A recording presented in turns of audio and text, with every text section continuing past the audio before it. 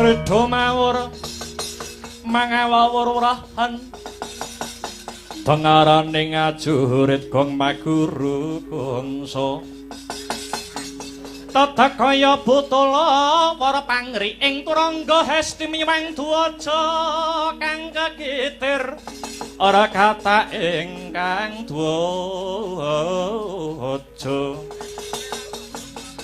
duaja lelayu sepit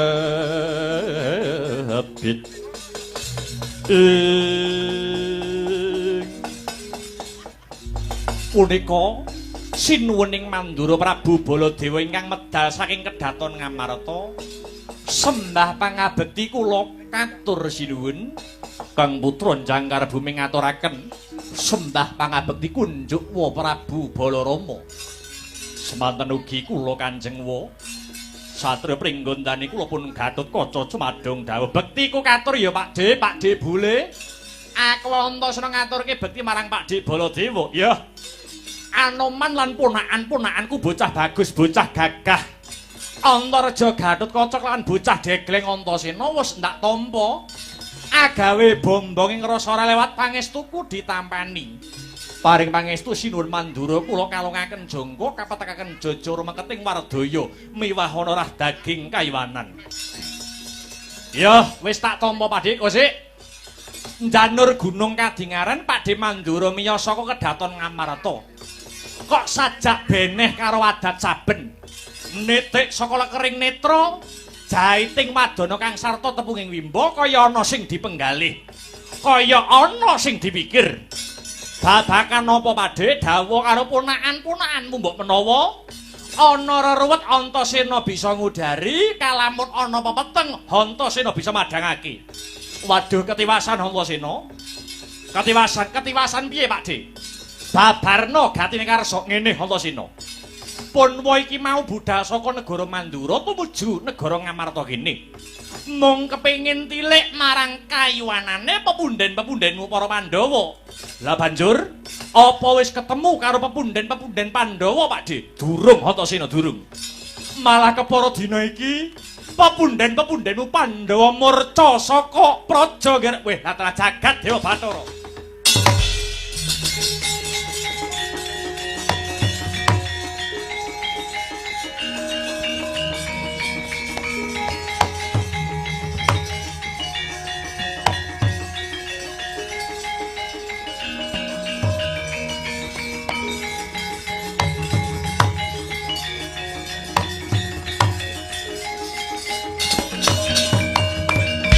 Agyawari sang kapirang ngurinang kul ginempit kempit dosang retnaning bawana ya si tukang walang ati ya si tukang ngenesing tias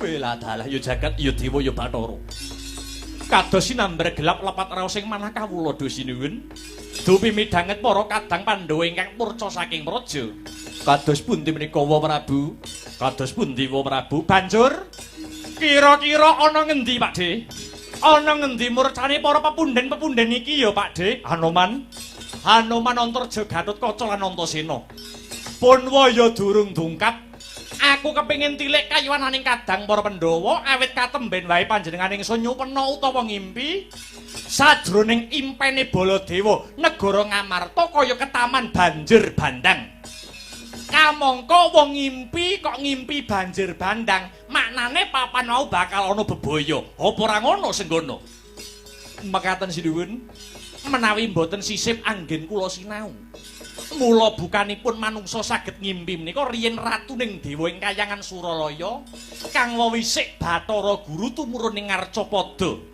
ratuning dewa kang tumurun ing Arcapada kala wau madhek ratu ing negara Kapilawatu ajejuluk Sang Prabu Sri Maharaja Dewa Buddha ya Sang Prabu Sri Maharaja Dewa Buddha wau ratu ingkang kawitan mapan wonten jagat gumelar inggih panjenenganipun kala ingkang ngripta pangimpen Kadara Dasih lakar kasinggihan Kadara Dasih mengku teges wengi ngimpi esuk kudu dinyatani lah sak sampunipun Sak sampunipun ngripta pangimpen Kadara Dasih, Bathara Guru mboten kiyat ngratoni janma manungsa ing Madyapada awit sipating manungsa niku duwe karep dhewe-dhewe. Gancaripun crita, Bathara Guru jengkar saking Madyapada kondur ing kayangan lajeng nimbali dewa putra-putranipun cacah gangsal, Bathara Bayu, Bathara Brahma, Bathara Sambo, Bathara Kala lan Bathara Wisnu. Dewa gangsal kala wau kadawan supados tumurun ing Ngarcapada ngratoni jagat gumelar, ngratoni jagat wetan, kulon, kidul, lor lan pancer tengah.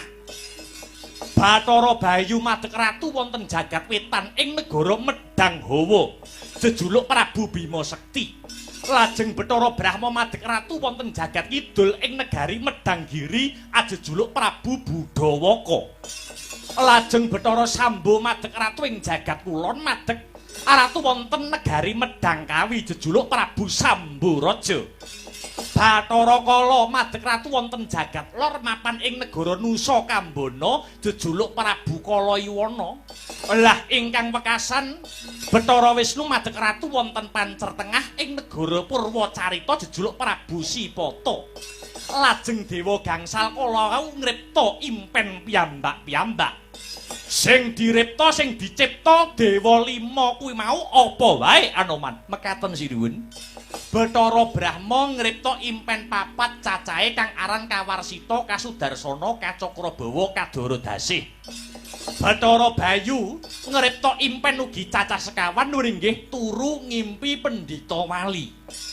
Bathara Sambo ngripta impen 3 cacahe kang aran Iblis, Adam lan Hawa.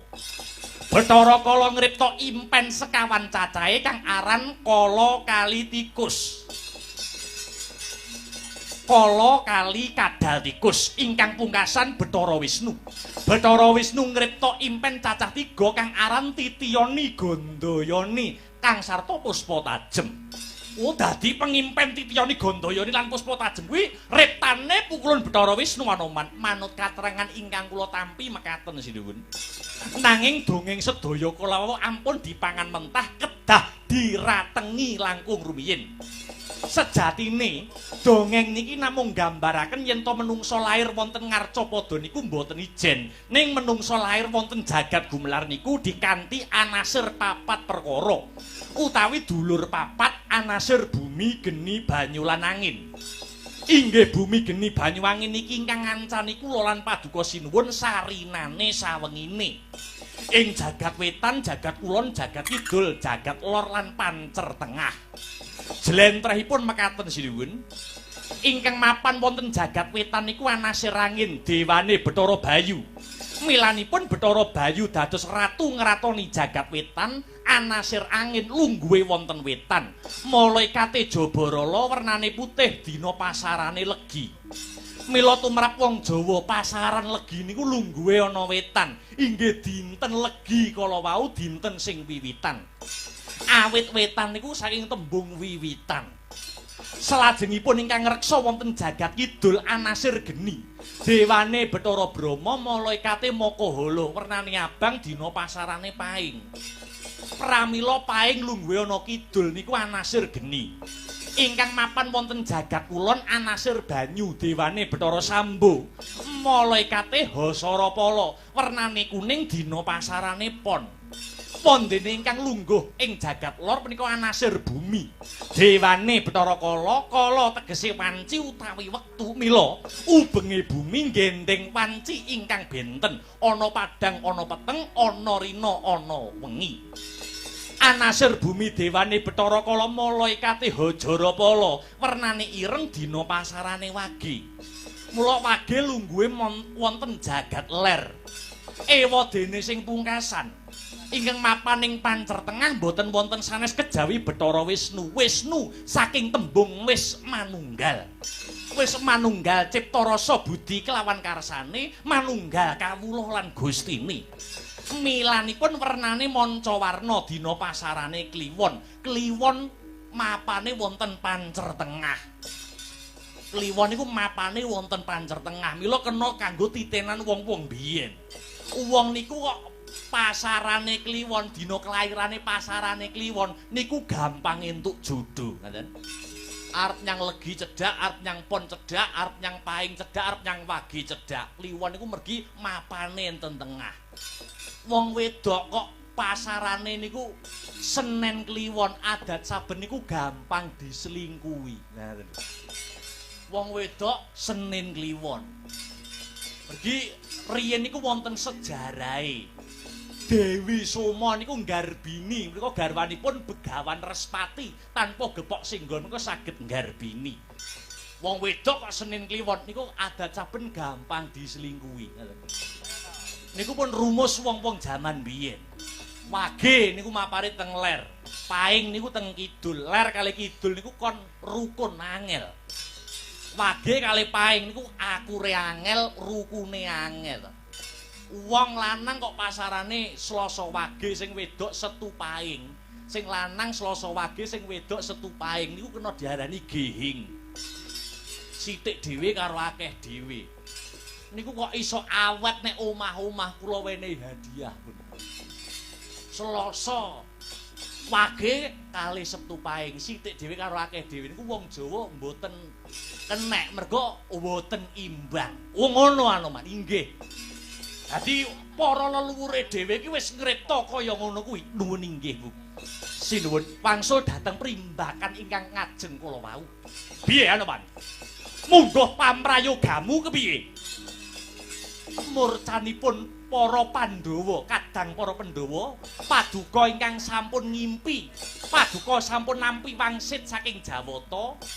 Nuwun inggih negara Ngamarta ketaman banjir bandang nyarengi para kadang Pandhawa murca. Menika tegesipun Gusti paring sasmita mbok menawi para taruna muda ing negari Ngamarta kinen langkung hanjagi kayuwanan piwah katentremanipun negari Ngamarta menika sinuwun.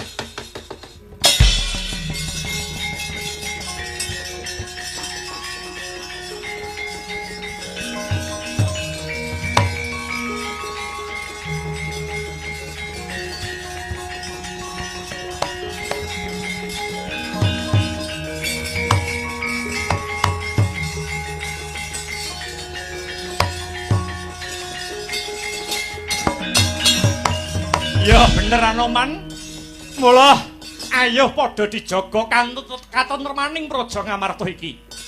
Antarja Gatotkaca lan Antasena dadi bocah nom aja nganti duweni pitakonan negara. Wis menehi apa marang kowe nanging pitakonane diwalik. Kowe wis labuh apa marang negaramu? Ngestakaken dawuh Prabu, ngestakaken dawuh Prabu. Ya ngestoke dawuhmu, Pak Jebulik ya. Muga-muga antuk pangasih saka Gusti Kang Maha Asih. Ayo ilange para Pandhawa, murcane para Pandhawa direksa bebarengan.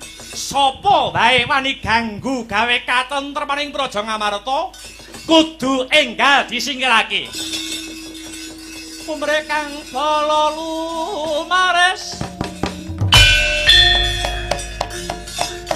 budaleng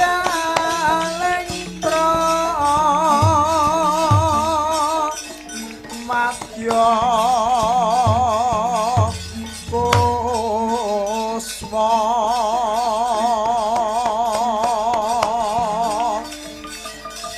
warna-warna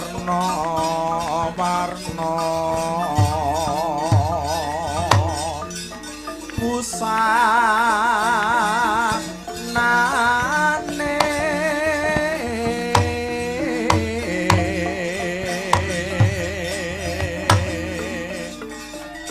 sakehing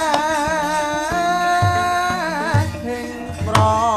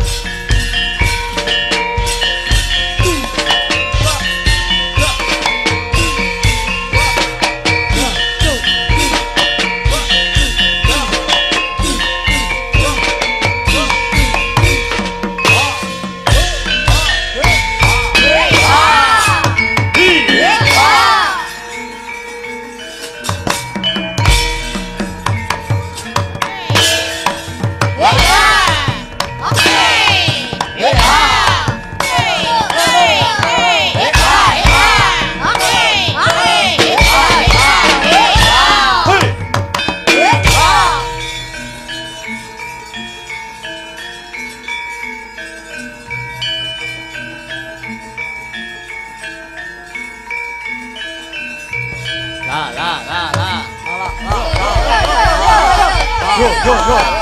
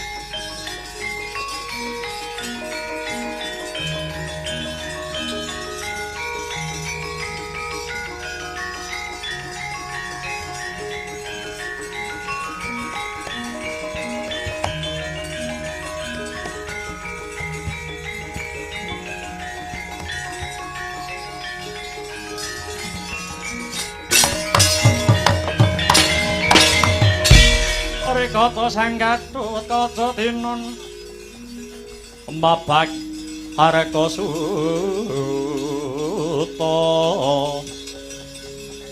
tekabira tresna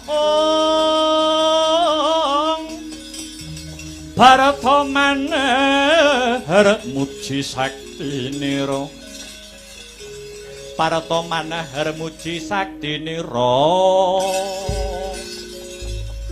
ngaglah ing tengahing dranggung risang Gatotkaca nering jebarsa ngambadir kantor sigra ngencengi busanane apa ta busanane caping Basunanda Kotang Antrakusuma kasut padha kacerma yekti ana kuwasane dhewe-dhewe caping Basunanda ana udan ora kodanan ana panas datan kepanasan Kotang Antrakusuma apa ta dayane Kotang bisa mabur tanpa lar mencolot tanpa sutang kasut padha kacerma kasut us ngarani padha sikil kacerma lulang senadyan lulang dumadi saka walungsunganing Sang Hyang Nagaraja.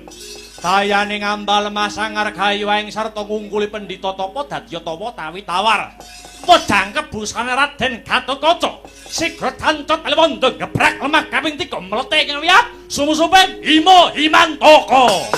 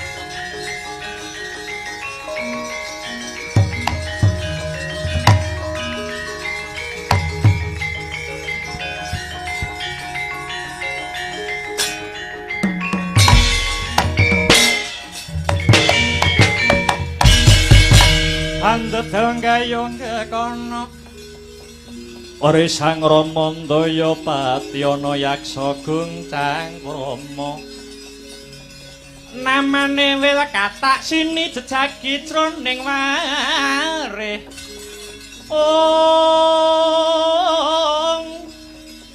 mbadaka lan tanpa tuwa mina-mina jro jaladri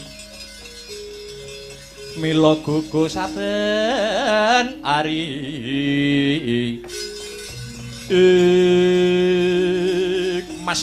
mas miber panonku pating kalebyur durung suwe laku anggonku saka ndandang mangore kepapak ana wanara kusika seta wanara kethek kusika warna seta putih ana kethek kula si putih memplak ngaku sapa kang dadaranmu yen bisa tata jalma manungsa wanara tambuh marang aku haranku begawan Anoman mburi saka pertapan Kendali Sada. Anoman ya Senggana Ramandayawati.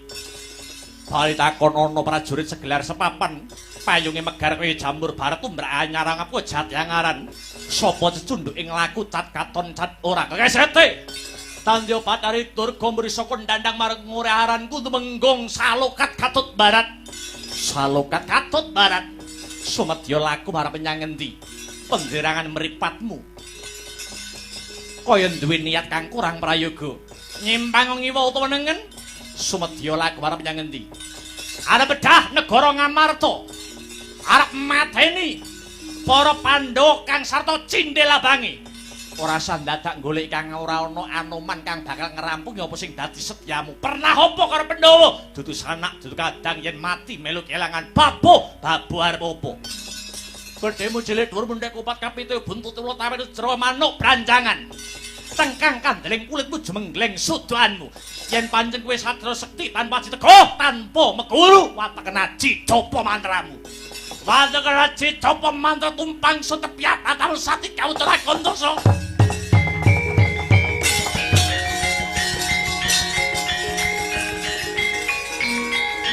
Oi!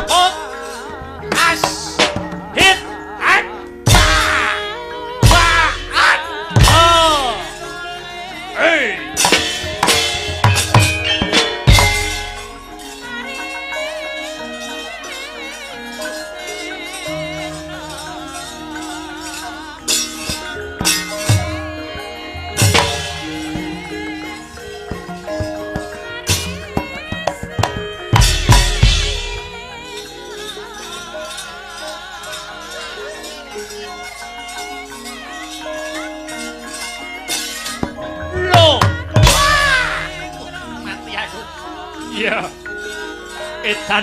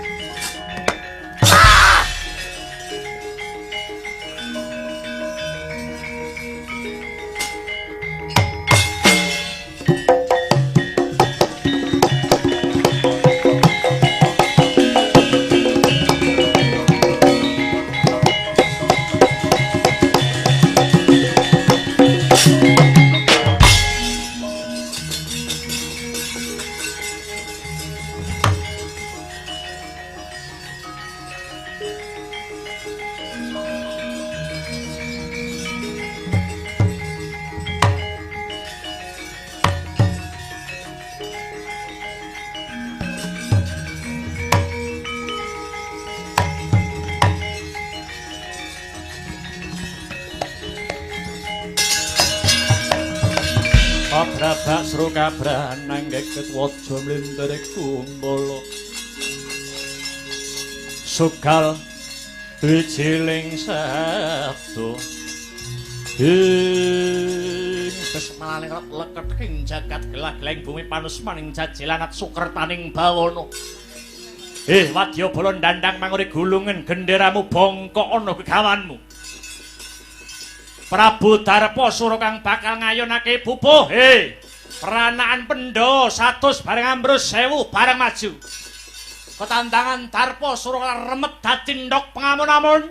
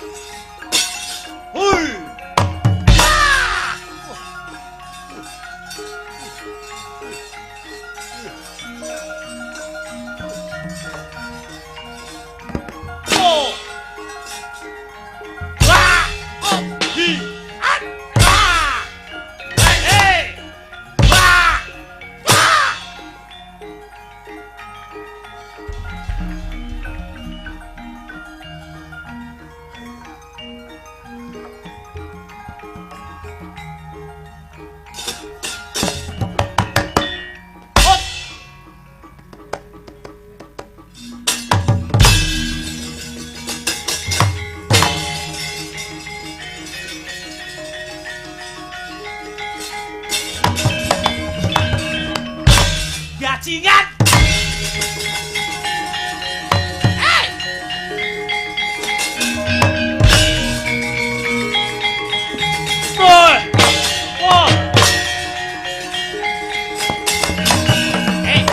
Dodo, mangap. Tuh, pilek.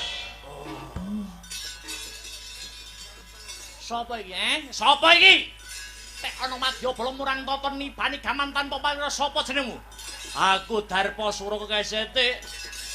Ratu Gustiku Cangya Tandya Batari Durga. Jelalatan meripatmu pendirangan, meripat menopari gawe apa temu jeneng negara Ngamarta, Ayo bali, minggat tekan negara Ngamarta. Aku ora gelem minggat. Darposura ora gelem mulih.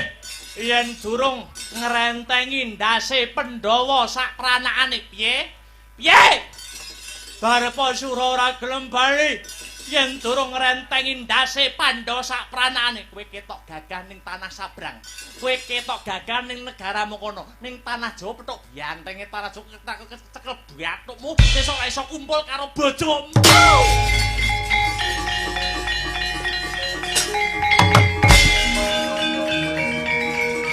Hei! Hei! Hei! Ayo peragaman penagawan sekti Meguru. Nanti aku ngerebut penjalan mati. Kamu bareng maju. Terus bareng apros. Menahan gol. Demo. Hei! Ah!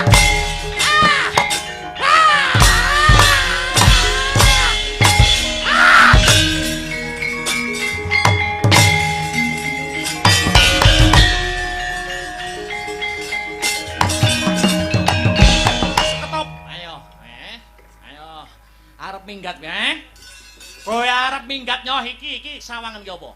Pusaka Kyai Nenggala wis pirang-pirang nyawa sing diuntapake karo pusaka iki kalebu kuwi. Ayo nyoh enak tanduk.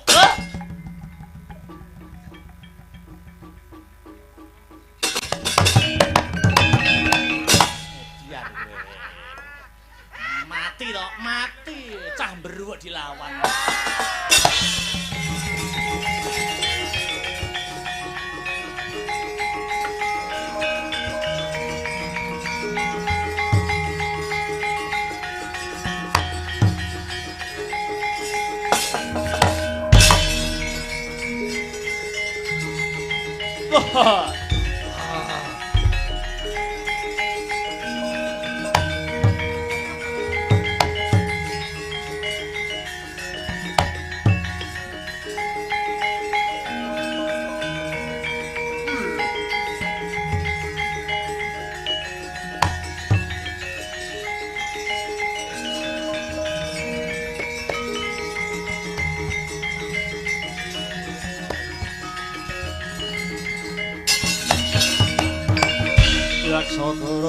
Pari sedeng nalindra yaksa halaku kang mawalya ingkang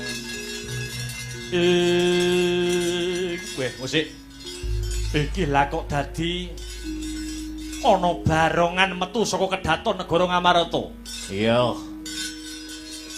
aku buta sing jebol sanggar palanggatan negara Ngamarata. Aja mati tanpa aran, kowe sapa? Takon karo aku Dewa Amra. Kowe sapa, Gatotkaca? Lho. Adik wis ngerti karo jenengku, ngerti wae. Kowe bocah pringgondane anak Werkudara. Iyaw ora. Kowe ngopo teko Malang Kadak ngadang lakuku. Para pepundhenku Pandhawa murca saka praja. Kamangka Gatotkaca sumurup para pepundhen Pandhawa sadurunge murca mapan ana sanggar palanggatan cetha ngeglo tanpa warana. Kowe buta sing wanuh-wani gendhak sikara marang pepundhenku para Pandhawa. Weh ladalah. Yen pancen kowe ndumuk aku sing nyikara pepundhenmu Pandhawa, para Pandhawa ora mung tak sikara. Para Pandhawa wis mati kamplung ana wadukku. Weh ladalah mati dening Garukaca bangsat elek.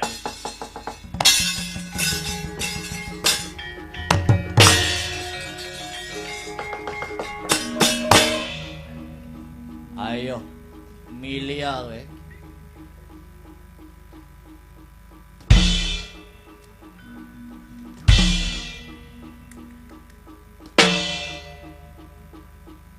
Kaya dilik-idik.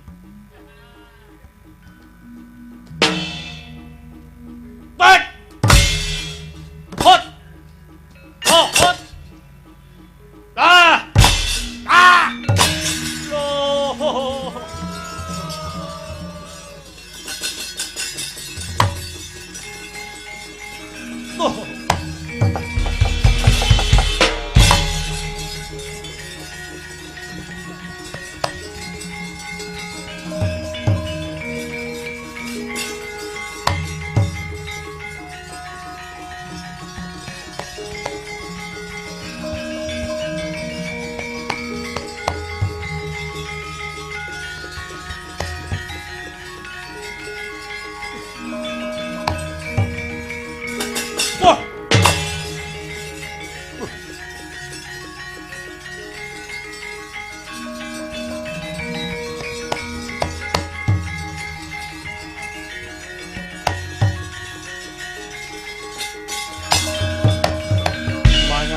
laguning angin gugur agraning araga Guru Gurnita kagiri-giri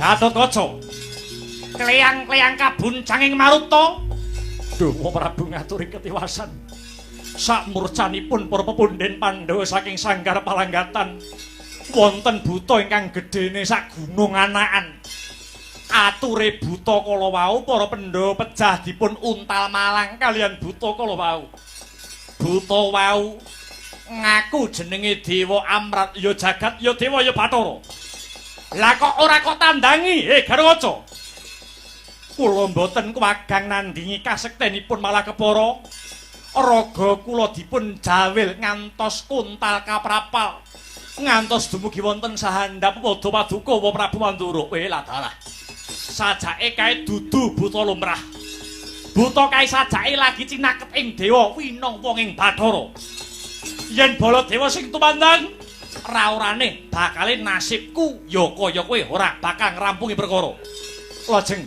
lajeng kersanipun Wa Mandura Balarama kados pundi Garwaca kula wonten dawuh aku bakal lumarap ana negara Dwarawati sambat marang adiku Yayi Harimurti utawa Yayi Kresna mbok menawa yen Yayi Kresna kang jumangkah kang sarta keprembyah iki mengko ana padanging lelakon sabab para Pandhawa lan Nyai Kresna kuwi ibarate kreta jalan sak kusire. Kula namung ndederek sedaya kersa paduka duh Prabu.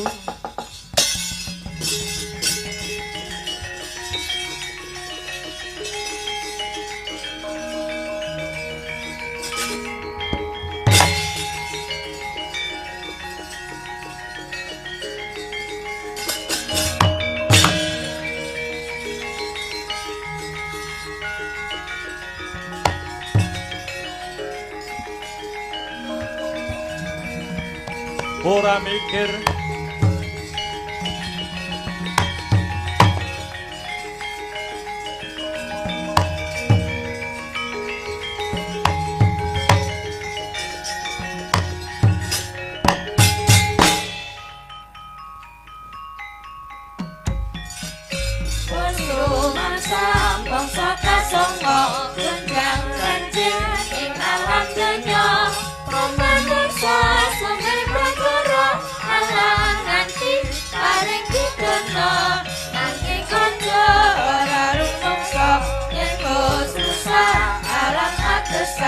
Sira aja padha sesula kabeh ngomong kasayang suksma kula aja padha sembrono supaya tetan antuk citra